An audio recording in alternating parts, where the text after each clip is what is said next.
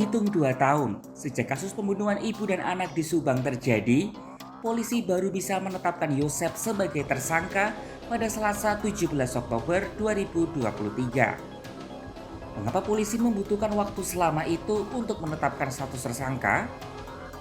Direktur Kriminal Umum Polda Jabar, Kombes Pol Surawan menjawab, lamanya penetapan tersangka karena polisi perlu mendapatkan alat bukti lainnya.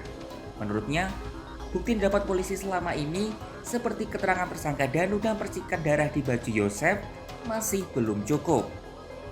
Polisi juga harus meminta keterangan saksi lain untuk menguatkan status Yosep menjadi tersangka.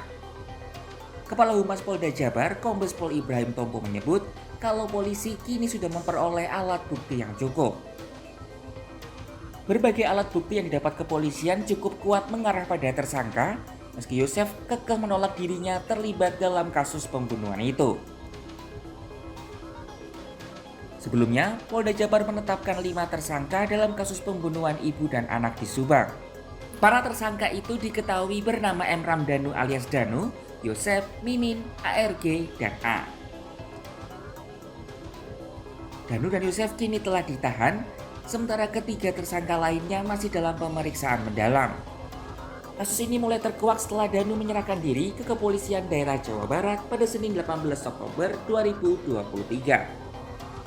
Setelah Danu menyerahkan diri, muncul nama baru sebagai tersangka, yakni Yosep Hidayat yang merupakan suami dari Tuti. Danu mengaku Yosep memintanya untuk menemani ke rumah yang jadi TKP dan sempat memerintahkan Danu untuk mengambilkan golok.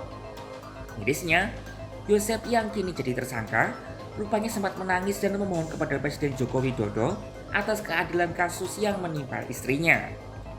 Pada tahun 2022, dirinya saat itu belum ditetapkan sebagai tersangka, menangis meminta keadilan pada publik karena merasa difitnah dan menerima tekanan psikologis.